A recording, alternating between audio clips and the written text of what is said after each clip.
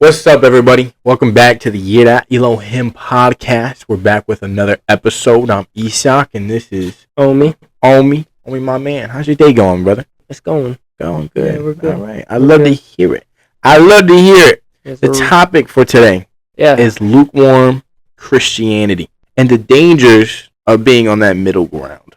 okay. You know what I mean? Yeah. What's your viewpoint on being lukewarm? What does that look like to you? Lukewarm is when you're invested in the church only on Sundays and you're not really carrying Christ by yourself all the time. It can look different for everybody. Lukewarm, sometimes you don't even know what it looks like, I think, because you'll be in it and you won't even notice it. But it could be you just out of touch with the Lord and not really pursuing Him, and that's a dangerous path to go into. I know a lot of people, they go into it and they're just not even present with the Lord, and it's not a healthy relationship. It's not good for you. I mean, you'll go to church on Sunday and then that's about it.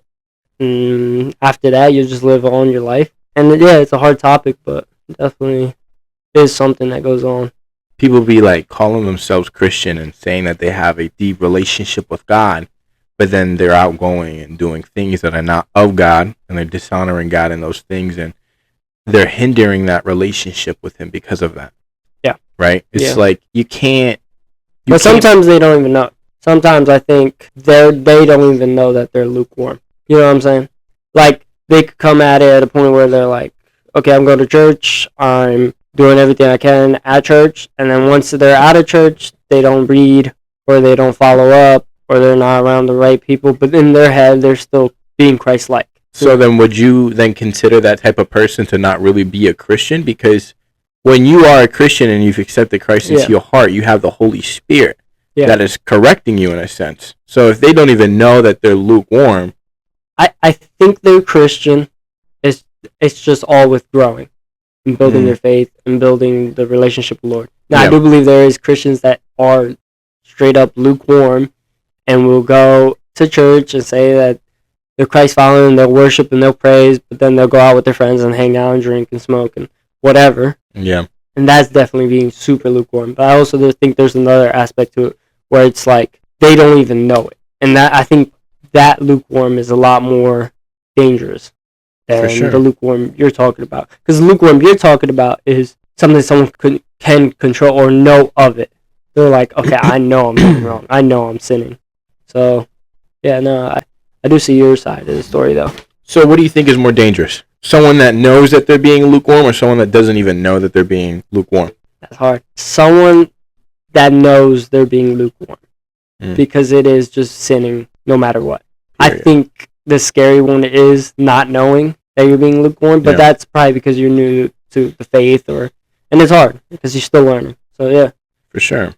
Yeah, absolutely. You know, we'll go to a verse in the Bible. You know, you've probably heard of it before, but it takes place in Revelation, and it's chapter 3, verse 15 to 17, 15 to 16. Sorry. It says, I know your works, that you are neither hot or cold. I wish that you were either hot or cold.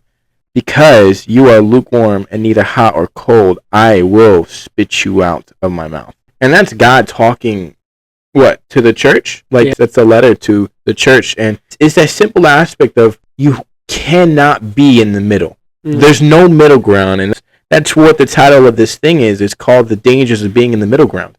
That is the dangerous place, the most dangerous place you can possibly be. I think it's better to be cold than to consider yourself in the middle, because there's no such thing. And when you think that you're in the middle, you're just, in fact, not. There's no such thing. Yeah. You're in the cold, and God will spit you out because He does not like such things that are lukewarm. And I think the biggest problem with being lukewarm is, it's like what you said. People don't even realize it sometimes. Yeah. Or they do realize it, and then they continue to just keep living it because they think God will forgive me tomorrow. Mm-hmm. God will take away my sins. God will forgive me and forget my sins. That's the scary part that people don't realize. Yeah. And then you're in that never-ending loop where you're like, I'll be forgiven, and then you do it again, and I'll be forgiven, and then you do the same wrong things. And it comes to a point where you have to start putting in the work of not being lukewarm. It is on God, where God will help you, but it is also on you to fix yourself because you want a better relationship with Jesus. You want a better relationship with the Lord. You want to know more. It's all about knowing more, because that's what we're put on this earth to just learn and know. Where we come into this earth not knowing anything. We breathe like breathing just to breathe, and then we grow up and our parents teach us a couple things, and we learn for things from friends and then older people. Like we just don't know. We come into this earth not knowing, and knowing is, I think, a great gift. Like just having knowledge, being able to comprehend things, and that's what the Bible is. I mean, you reach a certain point in your life, and all you're wanting to do is learn about the Bible, because there's nothing else more important than following the Lord Jesus. So, Yeah. I mean, yeah.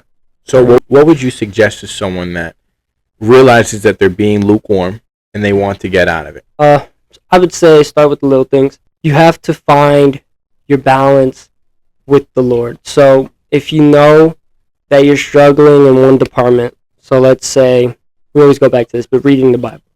Say you're struggling in reading the Bible. Let's just take a chapter here or a verse here and just have that put out that you're going to read this today. Write it down. Find a thing to write in your notebook, and be like, I'm going to read this verse, whatever. I'm going to open up to this page and read this. And just by that little thing, you're going to want to read more because you wrote it down. And when you write it down, you're more likely to do it. So writing it down, learning like, hey, I want to be able to do this, so I'm going to write it down, and then I'm going to go to it when I'm finished. You know what I'm saying? Yeah. And then I think also praying. Just if you're by yourself, just remember to pray. I mean, that's also hard to remember, but just pray. And God will lead you as well. And then if you're in a bad spot with friends or a bad spot with family or whatever, just figure out a way to have grace for them. Figure out a way to be like Jesus and love on them, and figure out if they're okay. Because you could be mad, or you could be angry, or you could be stressed out. But how's the other person feeling, you know? And also just not showing any, like you show it in the church, but also show it outside of the church. So if you're worshiping in church, worship in your car. Worship with your friends. Worship by yourself. If you're singing along, sing something by yourself. If you're praying with people, pray with people outside of the streets. You don't have to just be at church to pray for someone that's on the streets, or pray for your coworker, or pray for your friend. And that'll get you more out of just, hey, I'm going to a church goer. You'll be more of a Jesus follower. Your Jesus would be Acting your on life. your faith. Yeah. So, and there's a lot that you can learn, and there's a lot that is to learn. So, but those are the little things, I think. Yeah, just to kind of break out of that cycle. Mm-hmm. Because that cycle can be very vicious. Yeah. You realize that you're doing wrong. You try to fix it. Ask for repentance. Then you go. Do good for a little bit. Something bad happens. Throws you back off the track. Now you find yourself being lukewarm again. You have that shamefulness afterwards. Yeah. And now you're stuck for a little bit. It's a very vicious cycle. So I know you kind of touched up on it a little bit, but like, what's the number one thing that you would recommend to someone to just get out of it? Out of that cycle? Completely out of it. I think environment. You have to separate yourself from just, hey, I'm going to church, and then, hey, I'm going to do this after church. You have to not go to a good environment to a bad environment. You have to keep yourself in that middle ground, like you're saying. You have to keep yourself on, hey, when these 6 days go by, on the 7th day, I'm going to go back to church feeling the same way I came into church. Yeah. So your environment has to be, would it be Jesus driven? Yeah. So definitely make sure that your environment is what you want it to be and how you feel when you're at church. So talking about environment can include family and friends, right? Yeah. So what happens when those people around you that you really can't escape from almost pulling you into that lukewarm phase because of their actions, because of their words, because of their non-belief in Christ, whatever it may be, or maybe they believe in God, but they're still dragging you down and they're still beating you down, whatever it may be. How would you recommend for someone to remain strong in that kind of area? See, that would be the biggest test, because you would have to just pray for them. You would have to still be Christian around them, even though they're acting a different way and they're being different with you, and you just want to be that same way, and you want to fall into how they're speaking or how they're doing things. You just have to keep acting Christian or as a Jesus follower, and just keep praying for them. Hopefully that their heart changes. Hopefully you can sit with them and not feel like, hey, I don't want to be here. Like, these people are making me feel very like driven away from Christ. Like I don't want to be driven away from Christ. I want to be headstrong with Christ, and this environment is just not helping. So if you pray for them, hopefully, God will have their hearts change. And I mean, if they're talking a certain way, let them know. If they're doing something that's not good, let them know, hey, this isn't what my faith is. Like, I'm not getting anything from this. I'm not gaining anything from this. It's not beneficial for me or you guys. But yeah, I mean, it's a tough one because when you got friends and family, they just don't believe like you do. You love them, but if they're not believing, it's very hard. But Perhaps. help, yeah. Do you think confrontation is a good tool when it comes to that? Yes, confronting the person about it will make them think. They will feel a certain type of shame, a certain type of guilt because of sin. Always makes you give you a certain type of shame or a certain type of guilt, and it's never a like good feeling. Yeah. It's a very like deep, darkened, like disgusting feeling. Like you feel like you got showered off and you can't. So they'll definitely feel that, and they might even get mad. They might even be like, "Why you think you're perfect?" They might even throw that at you, and you just have to be like, "No, I just want you to be in this same mindset that I'm in. Like I want you to be faith driven. Like I want you to be in the same boat so that we have a healthy way of living." Yeah, it's hard, but I do believe confrontation would help, but there also could be a backlash of it. What do you think there'll be a backlash of it, or do you think there's benefits from it? I think it depends on the person, right? Because some people that you may confront with an issue will be willing to talk about it. Yeah, they'll be willing to address the issue and say, "Yeah, there's an issue at hand, and I would like to fix it with you."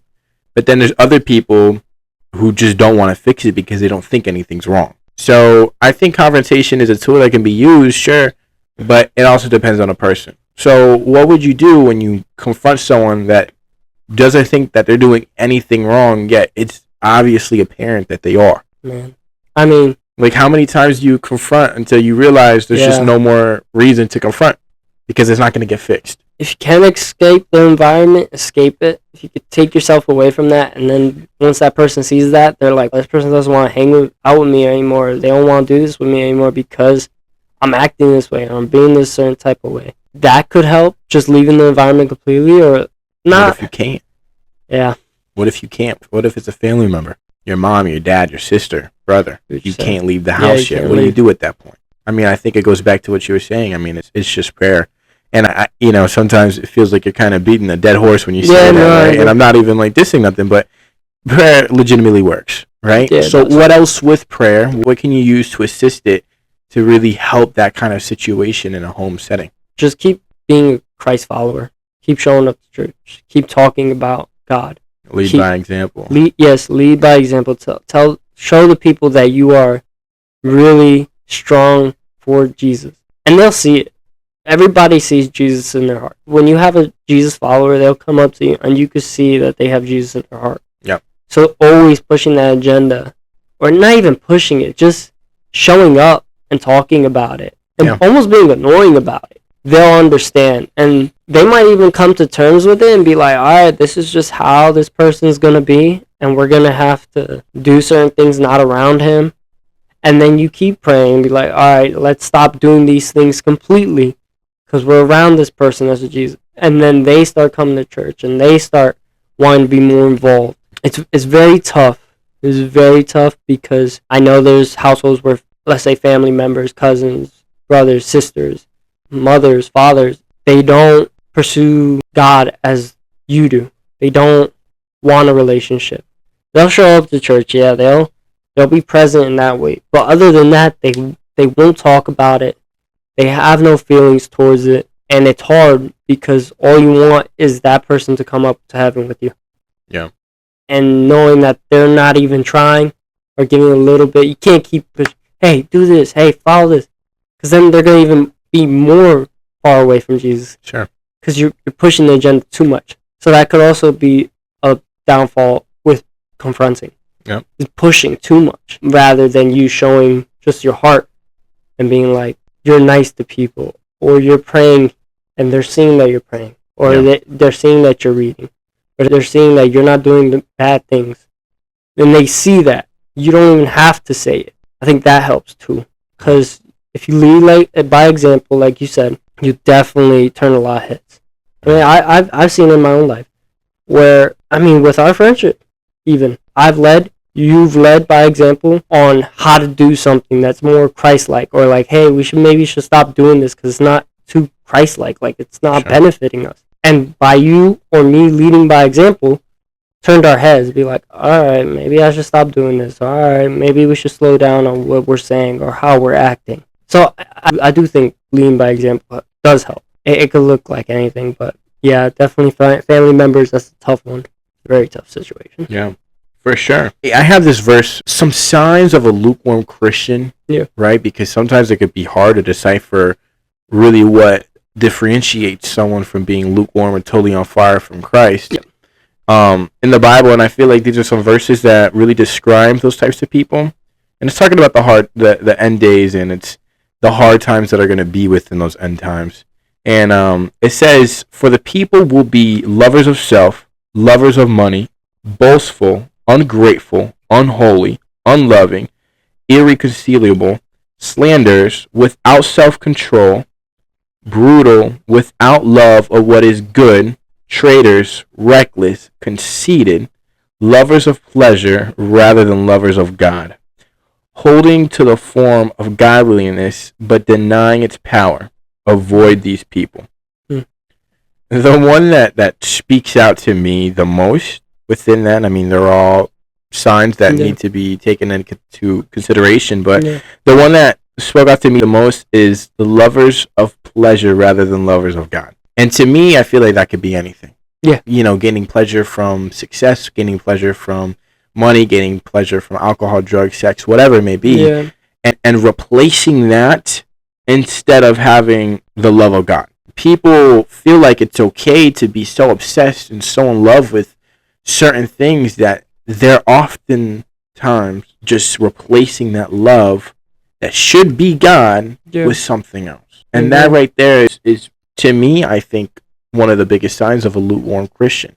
Having the love of going out and partying the Saturday night before church and then showing up to church hungover because you drank too much alcohol. Because you weren't able to put your love fully on God, but you felt like you had to split it at some sort. You had to give 50% of yourself to the alcohol in the outside world, and then you felt guilty, so you came to church the next day, which is okay, but some people don't realize that that's wrong. Yes. And they don't realize that you can't have both. Yeah. You can't serve two masters. No, you cannot. Yeah. So with that, how would you go, right? Because this world, this culture, it almost pressures us to be lukewarm. Yeah. So what would you say to that? Someone who is within the culture and that's all they know. It's all they know is how to be lukewarm. Yeah. Because the culture is just constantly pressuring us. You don't see on anything anymore about how people should be fully hearted, headed for Christ. Headed for Christ, yeah. But they are placing their desires in elsewhere. Yeah. So I think we'll always disobey Christ or God. We'll always disobey Him as humans. We will always fall to sin. We will always fall to the flesh. And sometimes we can escape it. Sometimes we could beat it. It's very hard, but sometimes we could beat it. But even back, and the Israelites, everyone, they suffered because all they did, God will give them chances, give them things to have, places to go, like blessings and food, and He'd bless them. And they'd still disobey. They'd still fall into their fleshly desires. They'll sin no matter what. Yep. And that could be from the temptation around them. Because it was everything that in our world is very tempted. Like, we're tempted to do this. We're tempted to do that. Because in our eyes, it looks so good from the outside. It looks amazing.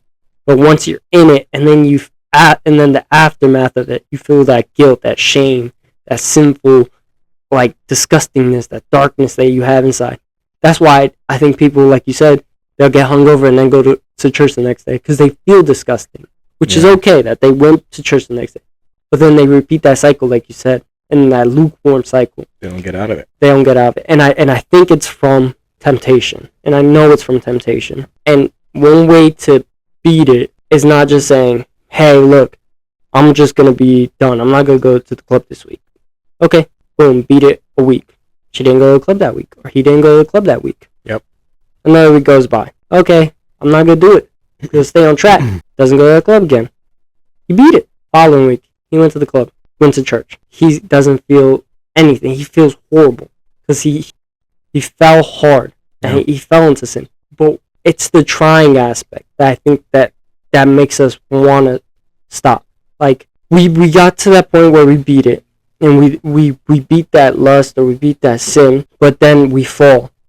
And that falling part helps us remember, okay, this is not good for us. This was not where we're supposed to be at. You know what I'm saying? Yeah. And it's tough because everyone has their little demon or their little sin that they keep going back to, and they just keep falling. But I feel the more that you withhold from it and then you fall from it, you'll be like, this is horrible. Like, so you keep holding, and it'll be 4 weeks, 5 weeks, 6 weeks. You just don't go to church, or you just don't go to the club, and then you go to church and you feel great. You're like, why did I ever need the club? Yeah. So I think just by starting, just by removing the temptations, removing anything that you see on your phone, anything that you see people doing, any friends that they're saying certain things, you have to just remove it. You have to escape it almost. Yeah. Because we have to run away from certain sins, you know? Yep. So, I definitely feel like that's one way of getting it out, one way of not falling into that lukewarm life. But we're always going to disobey God. Because we're just human flesh. And the only way we could come back to Him is through Christ and asking for forgiveness through Christ. Because Christ was the ultimate sacrifice. Yeah, absolutely. And we're saying all this, and maybe people are getting discouraged hearing this. And this is not supposed to be a discouraging podcast at all, but it's to be a real one. Something that is supposed to be uplifting in a sense of realizing that, yeah, we make mistakes, but we can recover from them. And a verse that I look to every time I feel like I really can't overcome this temptation that I may be dealing with, or I can't get out of this lukewarm cycle, is 1 Corinthians 10:13. It says, "No temptation has overtaken you except what is common to mankind. And God is faithful. He will not let you be tempted beyond what you can bear." And within that is quite literally saying that God has not placed these temptations or these scenarios or these troubles within your life, these hardships, these trials and tribulations, because He knows that you're going to be overwhelmed by them. He knows that they're going to be difficult. He knows that you might struggle, that you might have a absence of belief in Him because it feels like everything else is crashing around you, sure. But He is not putting a load on you that He knows that you can't handle. He's not putting more weight on your plate that He knows that you can't carry. Yeah. That's not something that God does. No. But oftentimes what happens is people will fail. They won't be able to overcome that temptation, but that's not because God gave them more than what they can handle. They just simply did not go to God in those hard times. Yeah. And they didn't return to Christ, and they didn't have that instinctive knowing that when you are in trouble, we should be turning to God and we shouldn't be turning to ourselves because we're not. God is not giving you more than what you can handle. So therefore, that means that there is an escape route. There's a way out of this cycle. There's a way out of this temptation. There's a way to break this addiction. There's a way to break this depression, whatever it may be. There's a way out. Yeah. God's not giving you more than what you can handle. So when people say that, well, my life is too hard right now, I'm dealing with no, you're not. And that's just the plain, simple truth. You're not. God knows what He's given you, and He knows that you can handle it. But you have to do it with Him. Yep. And if you keep failing, that is on you. God gave you that job, that task, that mission to pass. Yep. And if you keep failing, that's okay. He wants you to overcome it with Him. Yep. So yeah, no, I definitely agree. Absolutely. Last question, and then we'll end on this segment. Yep. But someone that's dealing with that lukewarm mentality, they're struggling, and they want to get back into it. How can you properly reignite that passion for God? Like that deep passion that feels like God is right here next to you. We've been on a couple mission trips. I feel like going on a mission trip, whether it's in the States or out of the country, I feel like that'll ignite your fire for God a lot. If you're doing simple things with the church, like a children's ministry, or you're helping usher people in, greeting them, that'll give you a sense of purpose. It's all about purpose, and especially men, we need purpose. We need something to be like, all right, we're doing this, we're feeling good, we're feeling good about life. I'm on fire for God because I'm helping. And I think all men have that purpose to want to help. Even women, they have this purpose to help and be part of the church. And if it's on a mission to help with kids or adults, then go on a mission. If it's for the church and you want to give a helping hand for the church, do that. I think if you have somebody in your life that is struggling with the Lord, try and get them to come to the Lord. Because then that will take you out of the lukewarm itself. It'll push you to learn more about God, to be a better example, to lead better, and it'll force you to make better decisions in life. So you don't have to keep doing the wrong things. Because you could be a lukewarm Christian, but you're still Christian. You have that faith. For sure. But if you're just doing random things with friends and this friend is not Christian at all and doesn't have the faith, and you have a little bit of it, you could share that and then grow each other from it. So, I mean, I do think the church helps, missions help, helping people, friends, people without faith, that helps. I don't know much more that could help. I mean, I know praying and reading, and I know listening to podcasts, listening to songs, I'll get you encouraged too.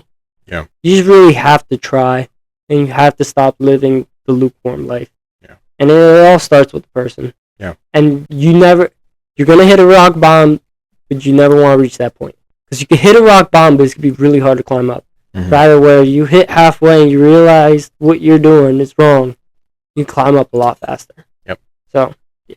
Absolutely. I think that's my advice. So I think we're going to end there. Thank you for listening, and we'll see you guys next week. Thank you. Adios.